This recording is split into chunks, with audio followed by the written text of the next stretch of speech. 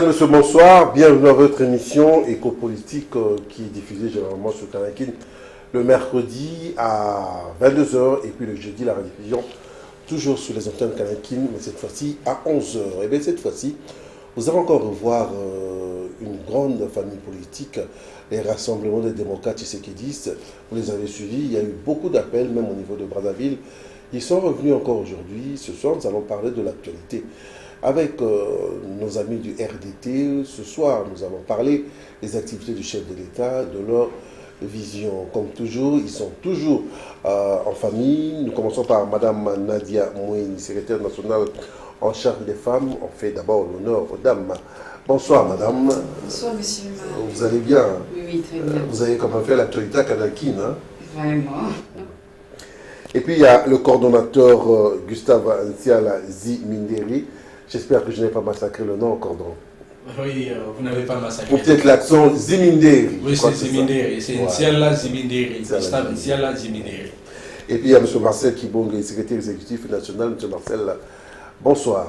Bonsoir, M. Marcel. Vous allez bien? Très bien, merci. Beaucoup d'appels. Nous sommes revenus encore pour faire évoluer l'actualité ici en République démocratique du Congo. Koupar Bola à la caméra, Mario Ambongo à la présentation. La première question, c'est une question libre, mais je commence par le cordon. Vous pouvez réagir. Plus de 9 mois après, le chef de l'État ne fait que voyager. Vous êtes de ceux qui prônent, vous encouragez sa vision, vous travaillez avec lui. Est-ce qu'aujourd'hui, les Congolais peuvent se dire que nous bénéficions déjà de ces voyages? Parce que les gens sont fatigués de ces voyages. Plus de beaucoup d'argent qui sont. Est-ce que les Congolais bénéficient déjà de ces voyages? Merci, monsieur le journaliste Mario. Je pense que le pays se porte bien. Le voyage effectué par le chef de l'État, c'est en faveur de la nation congolaise. Tous ces voyages, le chef de l'État les fait pour l'intérêt de ce pays. D'ailleurs, en ce qui concerne, comme je l'avais dit dernièrement, lors de notre dernière mission, le voyage que le chef de l'État a effectué à l'extérieur a permis au chef de l'État de nous arracher un financement important pour faire face aux dépenses de l'éducation nationale en ce qui concerne la gratuité de l'enseignement. Ça, c'est vraiment un acquis. C'est le fruit de tous ces voyages. Je ne pense pas. Oui, parce que le premier secteur dans la vie, pour développer un pays, pour développer un milieu bien déterminé, il faut commencer par la formation. Et quand la formation ne marche pas, le pays aussi est bloqué. Donc, à première vue, la chose la plus importante que nous avons pu arracher, c'était la formation, c'était l'éducation, l'argent qui va venir, le milliard qui va venir de l'extérieur pourra permettre à ce que nous puissions... Des milliards à rembourser aussi, il faut le dire. Hein. Ah non, on a dit que c'est un don. C'est un don. Les Blancs, ils ne donnent pas... C'est un don. Vous savez comment l'homme blanc fonctionne. Ils ne donnent pas pour les beaux yeux de M. Marcel. Non, les Blancs, ils donnent parce qu'ils savent qu'en retour, on échange. Oui, vous savez qu'effectivement, ils ont dit que c'est un don non remboursable. Donc, ce sont eux qui ont dit que c'est un don non remboursable. Donc, je ne vous apprends rien, vous savez que le Congo sur le plan éducationnel se trouve dans ce qu'on appelle un sinistre. C'est un sinistre. Donc le peuple congolais, à grande majorité, est analphabète, vous le savez. Mais il y a seulement à peu près quelques pourcents des personnes qui sont allées à l'école. Or aujourd'hui, il faut permettre à ce que nos enfants puissent aller à l'école. Parce qu'il ne faut jamais confondre la ville de Kinshasa et le reste du pays. Si vous allez à l'intérieur là-bas, dans les forêts là-bas, des Outuri là-bas. Est-ce que vous savez que j'ai suivi une émission, un Belge a fait une émission là, où on présentait les enfants congolais dans l'espace Kassai. Un enfant qui a éteint 23 ans, il n'a jamais vu de voiture. Tu vois ce que ça fait? C'est grave. Dans le montagne des Massissi là-bas. Mais vous comprenez, nous sommes pendant... Il y a des guerres et des guerres. Les enfants sont dans la forêt.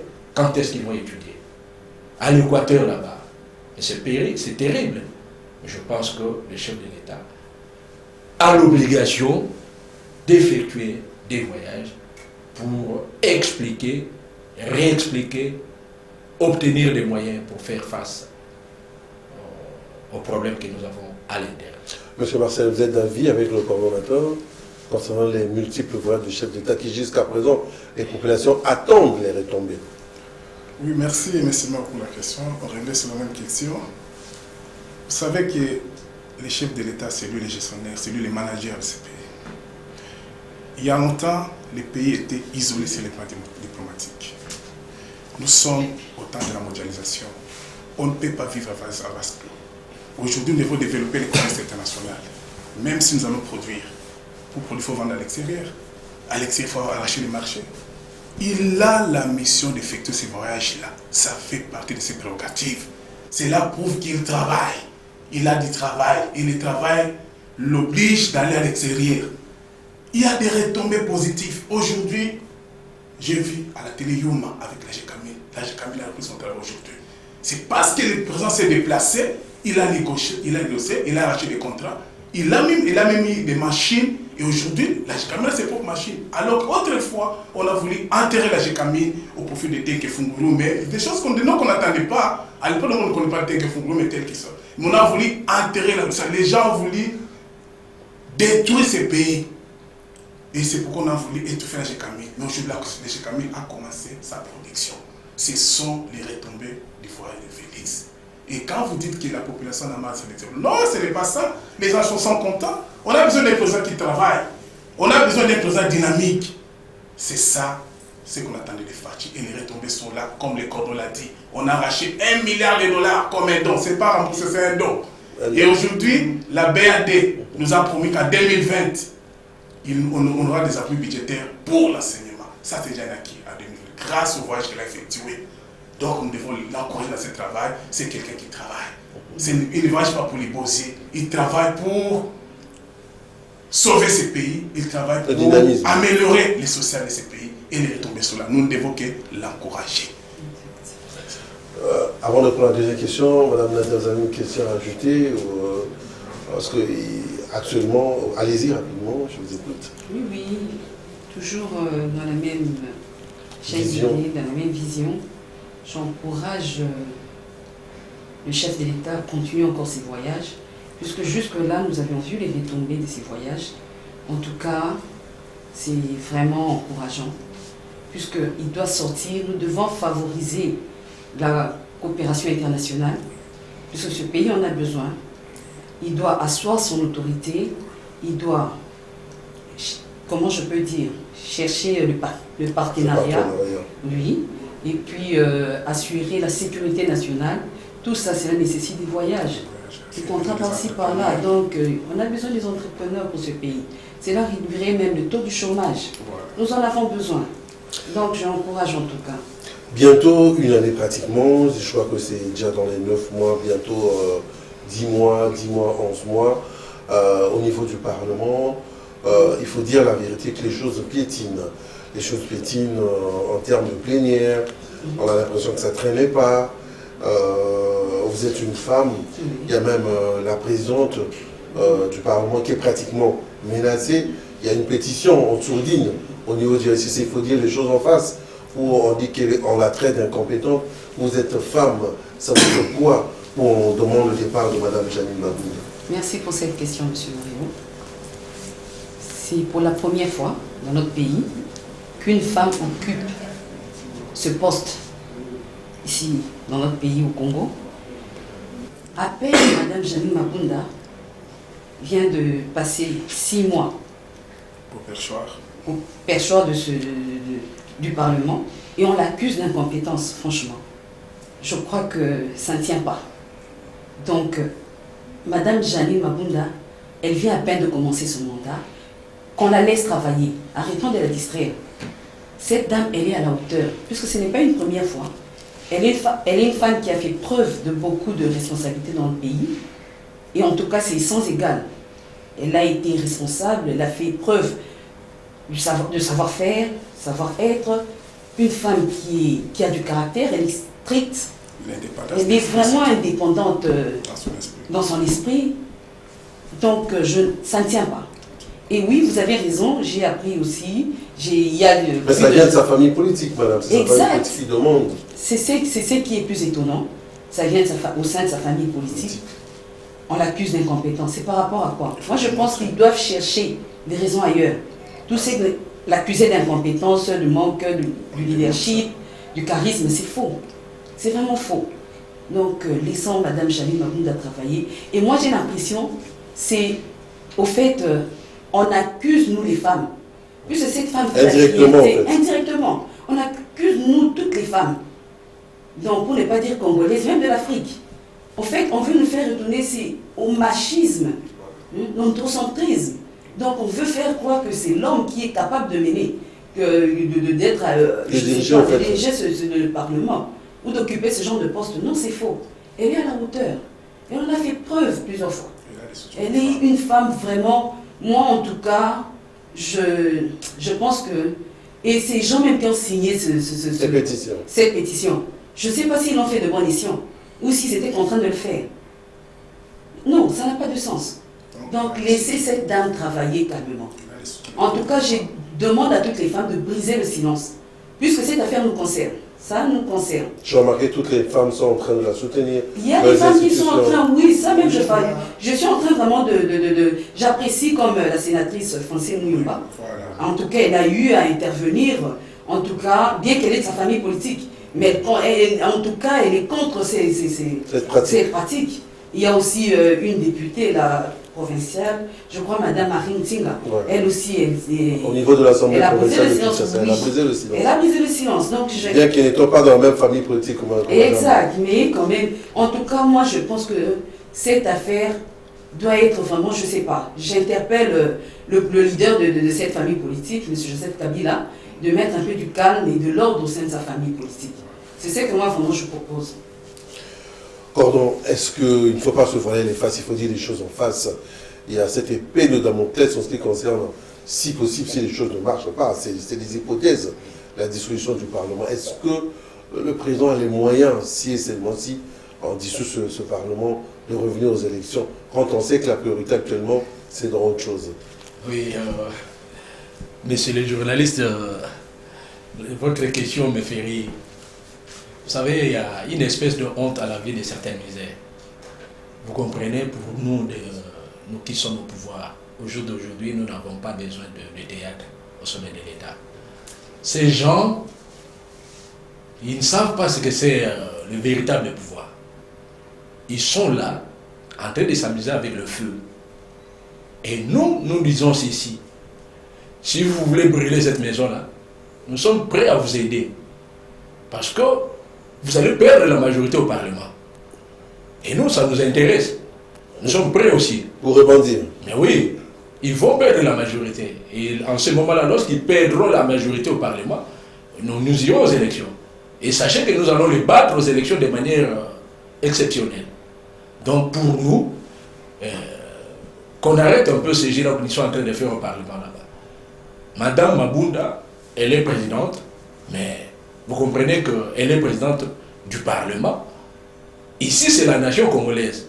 Ce n'est pas un problème des femmes ni des hommes. C'est un problème du Congo. Des Congolais. Et un problème des Congolais. Donc, si la majorité qui est au Parlement ne veut pas de Mabounda, ce n'est pas notre problème à nous. Si Mabounda tombe, c'est l'FCC qui va perdre. Nous, le cash, nous, des RDT, nous allons nous organiser ensemble avec nos amis d'élus des pays qu'on soit là-bas pour arracher la victoire aux élections prochaines. Et notre candidat, notre président d'honneur qui est Félix Antoine Tshisekedi, est disposé. Je vous dis, c'est un homme courageux. Disposé, est-ce qu'il a les moyens? Mais les moyens, oui, mais comment? Les moyens, mais il est là pourquoi? C'est le chef de l'État du Congo, non? On vous a dit que le Congo, c'est un État pauvre. Le Congo, c'est un État trop riche. Nous avons des richesses. Mais on va s'endetter ailleurs quand même. Oui, mais le Congo, là-bas, le Congo est bancable, non?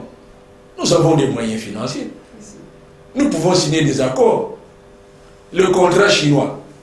Mais nous pouvons signer des contrats avec la Chine. Nous pouvons signer des contrats avec le Japon, avec les États-Unis. Nous avons des richesses. Nous ne pouvons pas nous voiler la face. S'il faut trouver de l'argent organiser les élections dans les délais. D'ailleurs, nous pouvons organiser les élections pas avec de milliards. Nous allons seulement mobiliser l'Église catholique, les fonctionnaires qu'on soit là-bas. Même le ministère de l'Intérieur, avec le ministère de l'Intérieur, le personnel seulement du ministère de l'Intérieur, nous pouvons organiser les élections à faible coût. Ça ne pose pas de problème. D'ailleurs, nous attendons ce moment-là. Donc, nous demandons à nos amis du FCC de mettre un peu de calme au Parlement. S'ils ne savent pas ce qu'ils sont en train de faire, mais nous sommes en train de relever, nous sommes en train de les mettre en garde. Nous leur demandons de prendre conscience de ce qu'ils sont en train de faire. Parce que s'ils font là, ils ne font pas attention, le Parlement tombe, ils vont attendre 30 ans pour prendre le pouvoir. Monsieur Marcel, il y a une partie de la réponse qui a été dite par le coordonnateur. Je rappelle que vous êtes le Rassemblement des démocrates tshisekidistes, donc vous soutenez la vision, c'est une plateforme du chef de l'État. Mais on se rend compte que le partenaire du cash, parce que vous êtes aussi dans le cash, il y a beaucoup de problèmes, beaucoup des incompréhensions. Vous avez suivi l'actualité ces derniers temps. Il y a Chadari qui dit des choses par moments incongrues.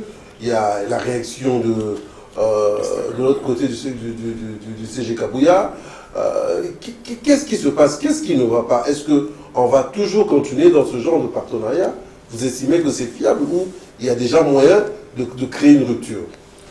Oui, cela démontre à suffisance que cette coalition elle est vraiment fragile.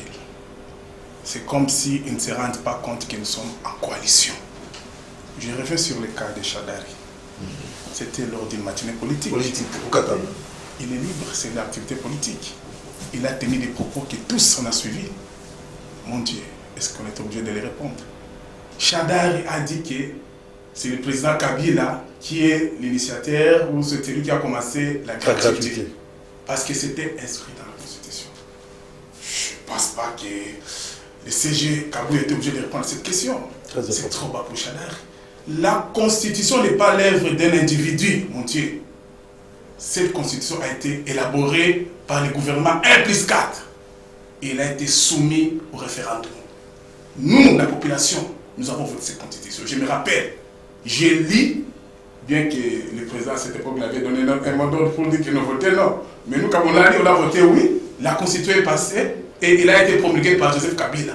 Dès lors qu'elle est promulguée par le Joseph Kabila et qu'elle a été soumise au référendum, elle devient l'œuvre de la République.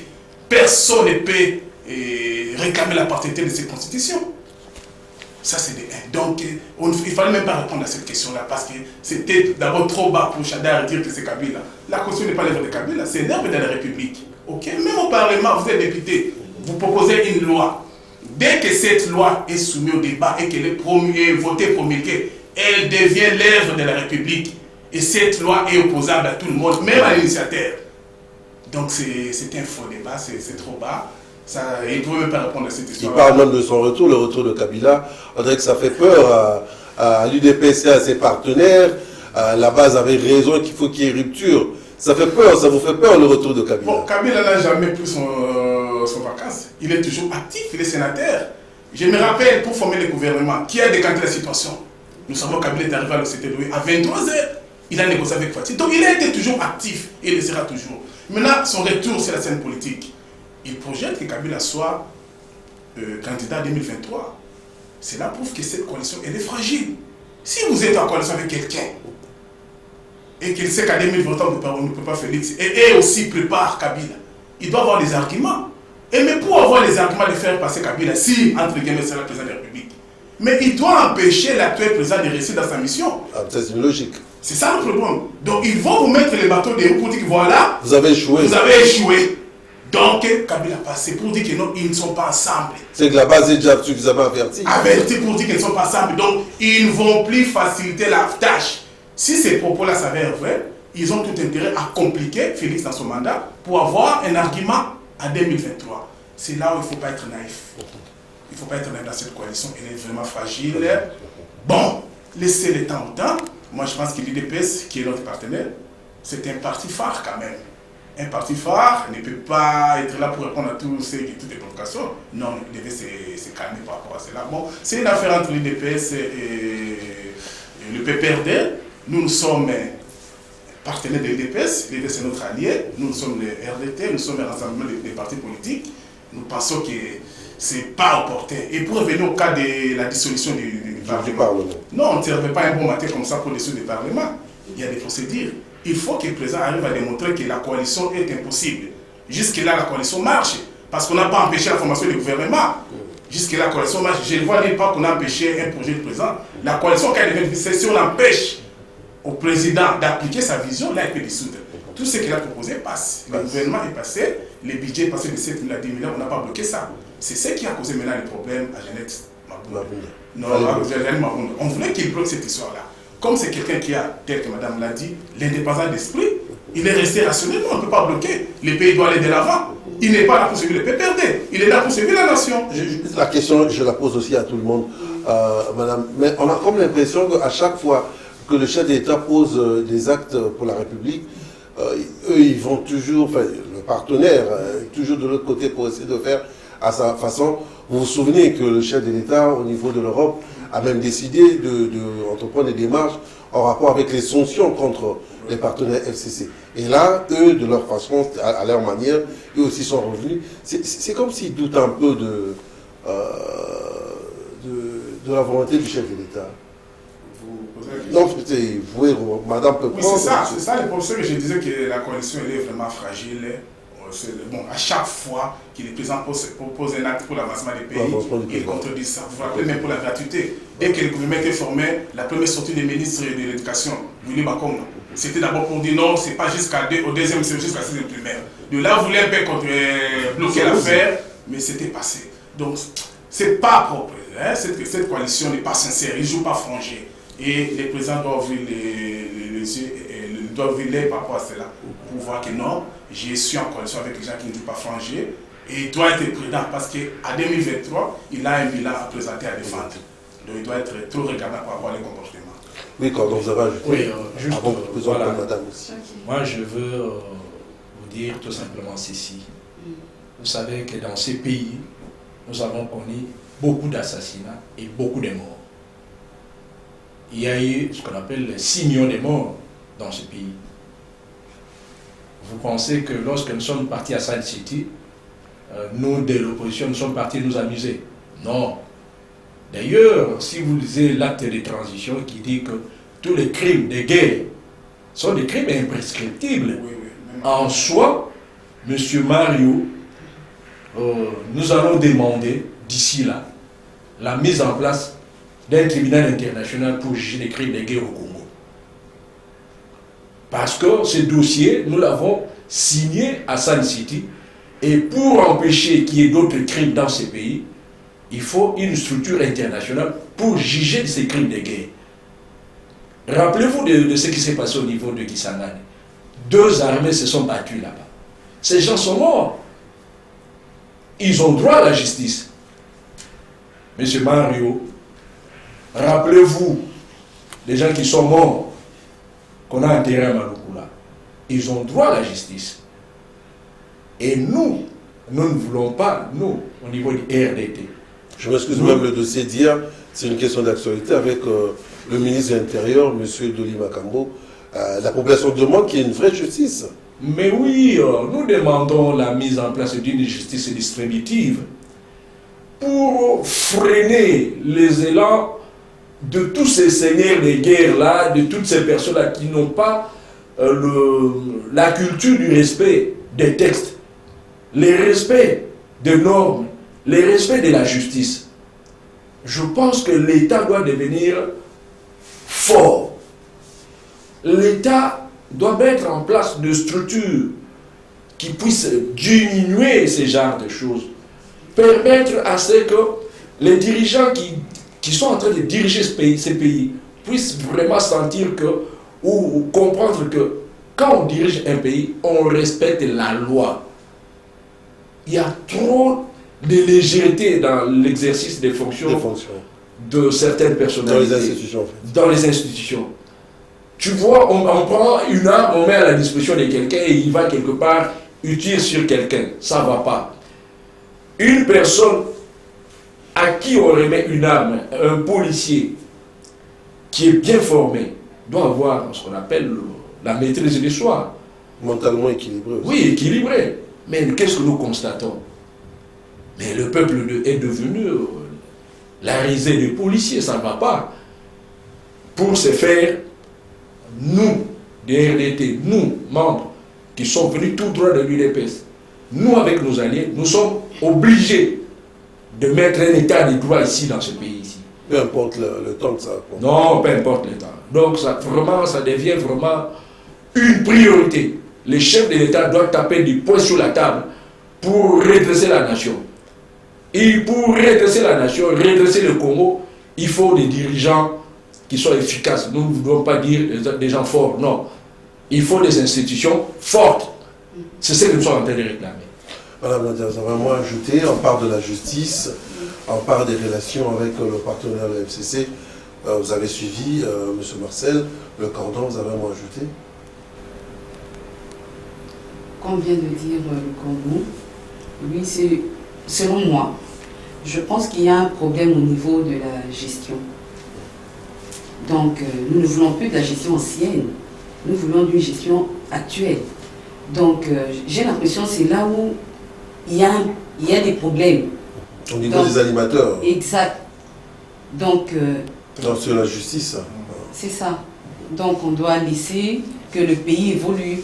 On a besoin de changement de mentalité et tout. On a besoin que le pays aille de l'avant.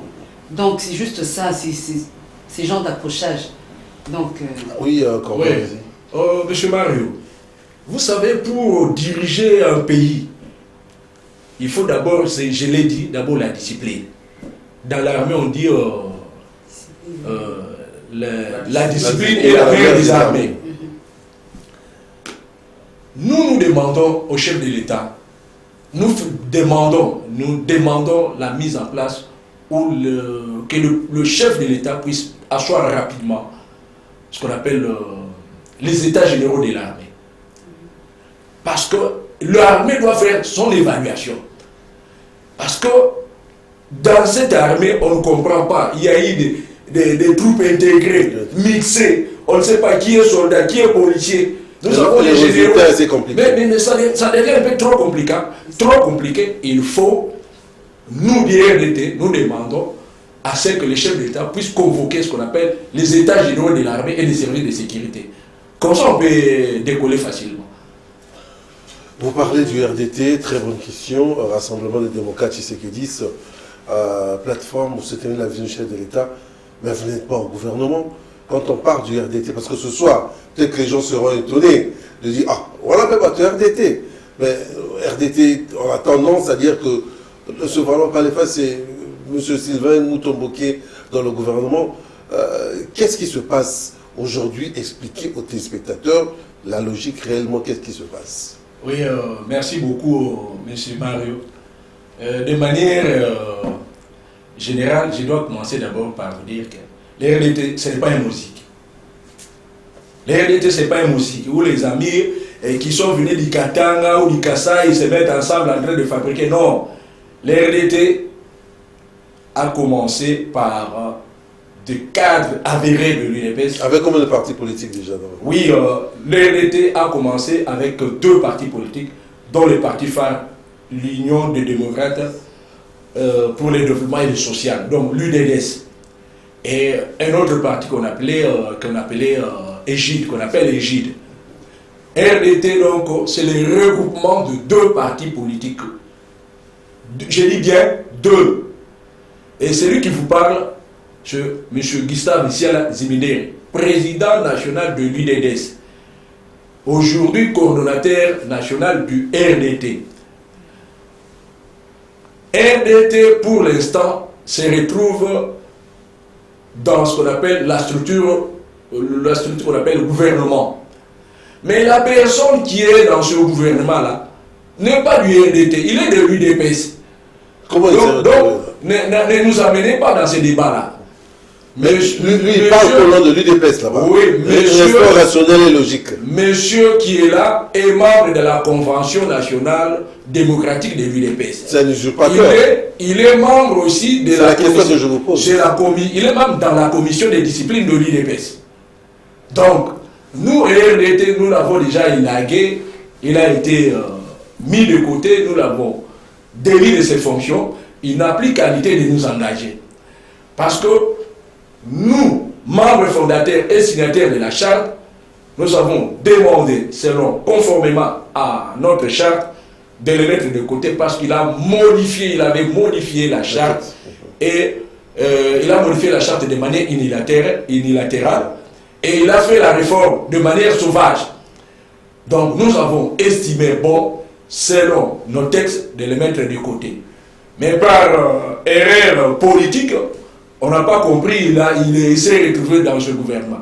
Or, le RDT soutient le gouvernement. Nous soutenons pas cette personne. Mais non, nous ne soutenons pas, non, nous lui souhaitons plein succès. Non, parce qu'il porte votre label, voilà. Non, il ne porte pas notre label, c'est un Congolais, il est en train de servir le pays. Et c'est un Congolais, il sert le pays. Sous la dénomination RDT aussi. Non, c'est ça. Quand on est dans le gouvernement, on est homme d'État. C'est un homme d'État qui sert son pays. Mais dans le RDT, il n'est pas là. Monsieur Mario, en tant que journaliste professionnel, si vous voyez quelqu'un parler au nom du RDT, posez-lui quand même la question. Vous êtes de quel parti politique? Parce que pour créer un rassemblement, il faut être membre d'un parti politique. Donc, ce sont les partis politiques qui se mettent ensemble et qui créent ce qu'on appelle des regroupements politiques ou soit des plateformes politiques. Alors, mais malheureusement, le ridicule ne tue pas dans ce pays. Nous voyons même des grandes personnalités, des gens qui ont étudié, se dire, oh, nous implantons une plateforme. Est-ce qu'on implante une plateforme? Jamais dans ce pays. C'est au Congo qu'on va trouver des gens comme ça. Tous ces gens que vous voyez là-bas, les Malandangombe, les CC et Koso là-bas, mais sont à la recherche d'emploi. Vous comprenez? Nous n'avons plus de 30 ans dans la lutte. À côté, moi je suis expert au dialogue intercongolais. J'étais avec le président Etienne, comme je vous ai dit là. Le peuple congolais a besoin d'être formé. Parce que nous n'avons pas d'autre peuple que ce peuple-là. Donc notre devoir, c'est de former ce peuple-là. Donc nous venons d'une école. Vous comprenez? Moi, tel que je vous parle là, je suis ressortissant du Congo central. Mais je suis nationaliste. Moi, je suis nationaliste parce que nous sommes issus de ce qu'on appelle l'école de Simon Kimbangu. Nous avons des visions telles que la vision de Lumumba, de Kasavubu. Le président Kasavubu, quand il gérait le pays ici, c'est un nationaliste. Il a doublé les transports, le secteur des transports, il a doublé le nombre d'avions, des bateaux, il a augmenté il a créé la nation, il a laissé la nation. Vous comprenez? Malheureusement, la dictature de Mobutu et des kabylistes sont venus détruire encore le pays. Vous comprenez? Dans ce pays, où est-ce qu'on a déjà vu dans un pays normal où les gens sont en train de circuler sur le plan de circulation routière? Il n'y a même pas respect de la circulation routière. Ouais, nous avons les volants à droite et puis les volants à gauche. Oui, mais c'est anormal. Et nous revenons, nous dans les RDT, nous disons que nous allons demander, nous, membres du CACH, nous devons mettre ce qu'on appelle le respect dans la gestion de l'État. Nous devons redresser la situation. Les RDT restent la troisième force du CACH. Le RDT a milité dans la victoire du chef de l'État. Et le chef de l'État, ça je vous rappelle, est le président d'honneur du RDT. D'ailleurs, l'image qui est là, si vous pouvez prendre les images. Les téléspectateurs vont voir, allez-y. Je confirme que monsieur qui est au gouvernement n'est pas membre du RDT. Il n'appartient à aucun parti politique du RDT. Il est membre de l'UDPS, membre de l'organe qu'on appelle Convention démocratique à la commission des disciplines. Alors, il se promène avec ses ouailles, avec ses supporters. Non. Nous disons, nous voulons la paix dans le CACH et nous demandons aux amis du CACH le respect des structures des uns et des autres. Les candidats du RDT, on doit les pousser dans les RDT et non dans un autre parti politique. Monsieur Marcel, nous avons pratiquement ouvert la boîte de Pandore. Le coordonnateur a donné des précisions. Vous voulez ajouter d'autres précisions aussi? Je crois qu'il a bien expliqué les choses. On ne va pas s'attarder sur les individus, hein. Nous avons beaucoup de choses à régler, mais je voulais quand même interpeller aussi quand même nos partenaires. Hein. Ils doivent jouer un franc jeu. Vous vous rappelez quand, lors de la nomination de Kabouya par Kabound, il y a eu des efforts au niveau de l'UDPS. Les gens sont en train de même vandaliser la maison de sécurité. Parce qu'il y a un groupe de cadres qui estimait que parmi ces cadres-là, M. Sylvain y était. Il est passé à dire que non, il ne peut pas se plier devant Kabound. Il est passé comme cadre de l'UDPS, comme M. Delcépine, qui ne voulait pas de Kabound. Ça, c'est de 1. Et de 2, nous sommes allés aux élections. Nous autres, nous avons porté la varesse RDT. Lui est allé avec la variété de l'IDPS. Il a été sur les de l'IDPS, il a échoué. Mais comment les mêmes partenaires IDPS, qu'on se respecte quand même, sachant très bien que c'est un de leurs, et voulait les faire passer comme candidat de l'RDT quelque part, c'est pas bon. Mais de toute façon, nous sommes des sécuritistes, ce ne sont pas les postes qui nous intéressent, mais nous devons respecter quand même certaines choses, certains engagements. Ce n'est pas grave, on tourne la page, les cordons l'ont expliqué, il n'est pas de RDT. Ce qui nous intéresse, on est au pouvoir, on soutient le gouvernement, on soutient notre président Félix Tshisekedi. Nous n'allons pas tomber dans la distraction. Parlons de comment est-ce qu'il va relever ce pays. C'est ce qui nous intéresse. Mais prochainement, comme l'a dit le professionnel, posez ces questions à vos messieurs-là, vous allez voir certains cas de l'épée, c'est pas grave. Les cordons bien expliquer les choses. J'ajoute un mot. Allez-y rapidement. Monsieur le journaliste Mario, aux prochaines élections, vous allez voir les RDT va rafler la majorité de voix, de postes au niveau local, urbain, législatif. Parce que vous avez une bonne base, vous. Comment? Mais autrefois, nous avons gagné une bonne base. Mais oui, nous avons, d'abord, je vous rappelle, vous savez que les RDT, l'UDDS, a pu gagner des élections dans le fief du chef de l'État au Sud Kivu. Allez poser la question à Bahati. Nyamugabo qui est là. Nous l'avons battu aux élections. Ils sont allés intimider le président et le président fuit. Mais maintenant, jusqu'aujourd'hui, notre président s'est retrouvé déjà ailleurs. Il est à Bruxelles. Bien qu'il nous a quittés. Il est déjà à Bruxelles. Mais nous avons gagné les élections au Sud Kivu. Donc, l'UDDS, à travers, qui se retrouve aujourd'hui dans les RDT, a une base solide, je vous dis là. Nous serons la grande surprise. D'ailleurs, aux élections, nous sommes la troisième force. Avant de prendre le développement, Madame Nadia, moi je dis d'abord, vous êtes femme, le développement de la femme congolaise aujourd'hui, comment est-ce qu'elle peut évoluer? Qu'est-ce que votre souci, c'est quoi par rapport au développement aujourd'hui, la place de la femme dans la scène politique? La place de la femme. La femme joue un rôle très important dans la politique. Pourquoi? Comment? Il y a tellement de conflits aujourd'hui que en fait, nous avons besoin de la femme pour venir aussi apporter sa contribution. Oui. Oui, c'est ce qu'elle fait déjà, mais malheureusement, on combat déjà celle qui est au Parlement, mais Janine Mabunda. Tu vois, on n'a pas assez de femmes sur la scène politique, mais la femme la plus compétente. On peut tout accuser à Janine, disent qu'elle est compétente. La seule femme que nous avons, au lieu de l'encadrer, au lieu de la soutenir, nous voulons l'évincer. Oui, nous voulons l'évincer parce qu'elle n'est pas là pour servir les intérêts égoïstes. Elle a compris que c'est une femme d'État. Quand vous êtes au perchoir, vous n'allez pas avec les couleurs d'un parti politique. C'est ça le rôle que Mme Janine est tentée de jouer. Et elle est tentée de payer cher et cash. Mais ça que les femmes, comme elle a dit, on ne va pas les laisser. C'est à la femme de s'élever maintenant, n'est-ce pas, madame? Madame, disons, monsieur le journaliste, vous voyez Madame Nadia, Nadine Mouini, c'est la femme des RDT. Mais à l'entendre parler, vous voyez, elle a des arguments. Je vous dis, nous avons œuvré dans l'UDPS avec l'actuel ministre Denis Lupetou et l'actuel ministre des Affaires étrangères. Ce sont mes collègues. Mais je pense qu'avoir la femme des RDT et la femme de l'UDPS, c'est la même femme. Même soubassement. Même soubassement. Nous sommes en train de faire ce qu'on appelle le marketing politique pour permettre à la femme de se mettre au diapason, même d'être à même de défendre ses opinions. Voilà pourquoi vous voyez, quand nous faisons nos émissions, quand nous sommes en mission, quand nous sommes partout, la femme est à côté de nous aussi à la jeunesse. Donc, et la femme et la jeunesse, nous les mettons tous au même niveau. Parmi les questions lors de la première émission de M. Jean-Marie, une personne qui habite la France, il vous a suivi par le biais de l'Internet. Nous avons évoqué le problème de la banque congolaise, la banque agricole dans le pays démocratique du Congo. Nous avons juste effleuré. Il voulait savoir comment est-ce que vous allez mettre ça en musique, parce que lui, il pense que vous avez la bonne réponse, mais il faut que ça soit sur toute l'étendue de la République, en fait. Ok.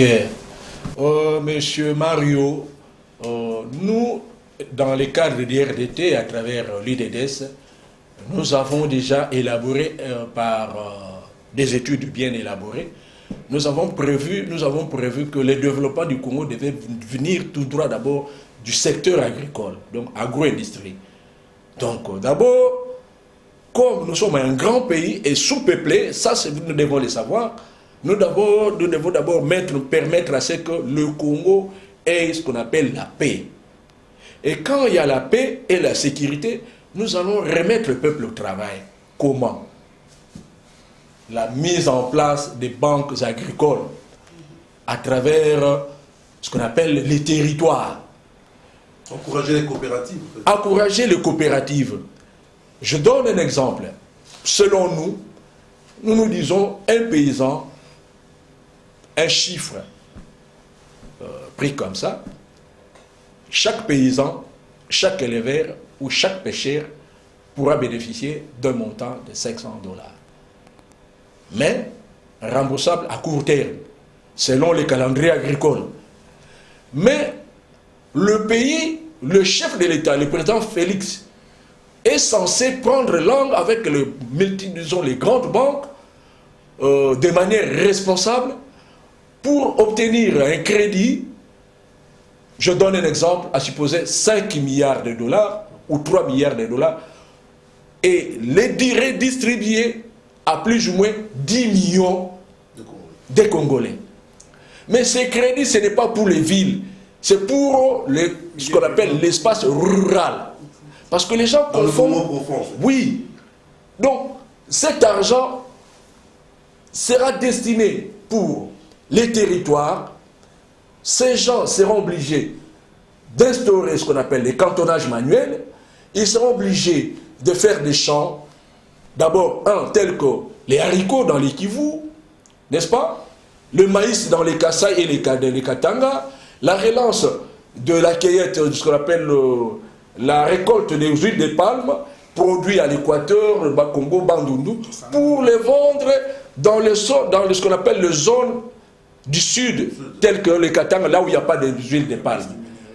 Alors, les mêmes sommes, nous allons les injecter dans les secteurs tels que la province du Maniema, où il y a la production, la grande production du riz. Quand on produit du riz dans les Maniema, on peut les vendre à travers le pays, même relancer la culture du riz à Bumba.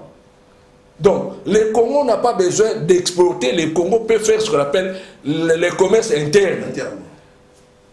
Sur le plan agro-pastoral, nous allons accorder des crédits, donc des crédits pour ce qu'on appelle le métayage. Les métayages, on donne aux agriculteurs de porcs, de chèvres, de quoi, de, je ne sais pas quoi, de ce qu'on appelle la petite activité d'élevage là-bas, 500 $, mais sous l'encadrement des agronomes, des vétérinaires, ce qu'on appelle les moniteurs agricoles. Donc nous essayons de moderniser l'ancien système laissé par les colons, on les modernise pour permettre au Congo d'avoir ce qu'on appelle l'autosuffisance alimentaire. M. Marcel, vous avez ajouté, parce que là maintenant on doit parler de développement, nous pourrons déjà pratiquement vers la fin. Le débat actuellement en pays démocratique Congo, ça doit être aussi le développement. Je crois que c'est ça. Et vous avez aussi des pistes de solutions à apporter. Oui, parce que là, nous revenons sur l'agriculture, hein, parce que même à l'époque de Mobutu, on disait que l'agriculture, c'est la priorité des priorités. Vous savez, c'est le seul secteur qui crée l'emploi. Les secteurs miniers ne créent pas l'emploi. Avec l'agriculture, nous allons créer l'emploi. Ça, c'est des d'emploi en emploi. Ça, c'est et d'aider, nous avons un problème au niveau de notre balance de paiement. Nous avons toujours une balance déficitaire. Pourquoi? Parce qu'on importe plus qu'on en exporte. OK? Mais avec la production locale agricole, nous allons exporter beaucoup de choses. Aujourd'hui, chaque fois, les opérateurs économiques, il y a un problème de stabilité de monnaie. Pourquoi? Parce qu'à la fin de l'année du mois, les opérateurs économiques ont besoin de devises pour aller importer. Okay. C'est comme Damson, il avait besoin de devises pour aller acheter les chasseurs à l'extérieur. Mais si nous développons notre pêche, notre agriculture, on n'aura pas besoin de devises. Au contraire, nous pouvons, comme le canton l'a dit, exporter pour vendre localement ces services, empêcher que les gens achètent l'huile de palme, localement, et l'excédent de production, nous pouvons l'exporter, et à ce moment, nous aurons les devises qui entrent ici pour soutenir notre monnaie locale. Donc, l'agriculture doit être la priorité, et les pistes de solutions telles que nous allons présenter au président, telles que les cordons viennent de dire, telles que parce que nous avons des cadres, des experts du RDT, nous réfléchissons chaque fois, nous allons présenter à notre partenaire, et vous allez voir si le respect cela. Nous, on n'a pas besoin d'être au gouvernement pour aider les chefs de l'État. Non, il y a un groupe d'études, nous réfléchissons, nous présentons nos travaux de réflexion au chef de l'État. Et si le respect cela, vous allez voir que nous allons relancer très rapidement cette économie. Très rapidement, parce que le Congo regorge beaucoup de potentiel pour décoller le plus rapidement. Il y a un secteur d'aliments. Il y a un secteur clé, M. Mario, je l'ai dit rapidement, que nous allons demander au chef de l'État actuel, la route principale de ce pays, c'est le fleuve. Voilà. Il faut baliser le fleuve. C'est le pas exploité, en fait. Non, qui n'est pas exploité. Contrairement à l'époque des colons, c'était... Mais c'est le grand boulevard du Congo qui relie presque toutes les provinces. Il faut les baliser et relancer la navigation. Le Congo doit être interconnecté, mais le premier secteur, c'est le fleuve. Allez-y. Là, je soutiens, tu vois, c'est là où j'ai dit encore, il y a eu des retombées positives par rapport au voyage du président.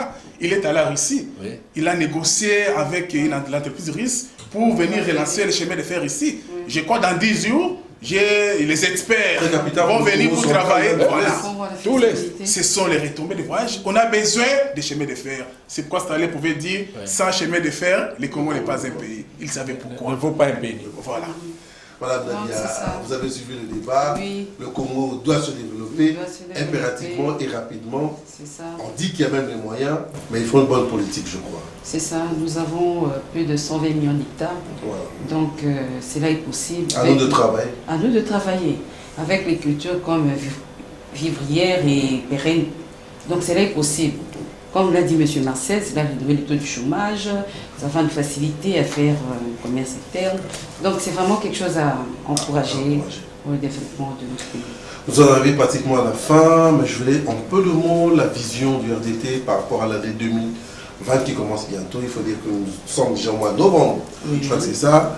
Rapidement, un peu de mots. La primaire est réservée au cordon. Moi, je voulais qu'on termine avec le cordon, peut-être pas. Le cordon est pour la vision, en tout cas, c'est lui. C'est le cordon. Donc, en ce qui concerne la vision des RDT, c'est d'abord, les RDT, c'est une structure politique qui a mission principale la conquête du pouvoir. Donc, nous, les RDT, nous sommes prêts à tout. Donc, nous nous sommes préparés pour conquérir le pouvoir en ce qui concerne les élections, que ce soit les élections municipales, urbaines, les élections législatives, voire les élections présidentielles. Parce que notre candidat, qui est l'actuel président, notre président Antoine Félix, qui est candidat, nous savons pertinemment bien qu'il va se présenter en 2023. Donc, nous sommes là pour l'épauler et nous sommes prêts à l'accompagner. Et nous demandons à ce que les amis, notre partenaire, notre président, tiennent compte de nos attentes. Donc nous devons gérer le pays ensemble. Et nous, des RDT, nous disons dans notre slogan, nous disons « Gérons le Congo autrement ». Et nous appliquons seulement la vision du chef, de notre chef qui est Étienne Tshisekedi Wamuluma. Gérons le Congo autrement, le slogan de l'Assemblement des démocrates Tshisekedi, c'est RDT. Vous avez eu la parole, je remarque qu'il y a beaucoup de choses à dire. Madame continue à soutenir Madame la Présidente du Parlement. Vous avez insisté à ce qu'on puisse l'aider, cette brave femme. Nous allons voir comment les choses vont évoluer. Espérons que vous serez assez soudés, les dames congolaises. Oui. Généralement, vous êtes assez séparés. Nous avons parlé du développement. Monsieur Marcel nous a donné même des pistes de solutions. Très important. Nous sommes pratiquement à la fin de cette émission. Il y a beaucoup de choses à dire, vous avez remarqué, mais nous aurons une série d'émissions avec nos amis du RDT pour essayer de voir comment est-ce qu'on peut développer la République démocratique du Congo. La rediffusion, c'est le jeudi à 11h sur les antennes de Kanakin Télévision. Allez, bye bye. Bye bye. Okay.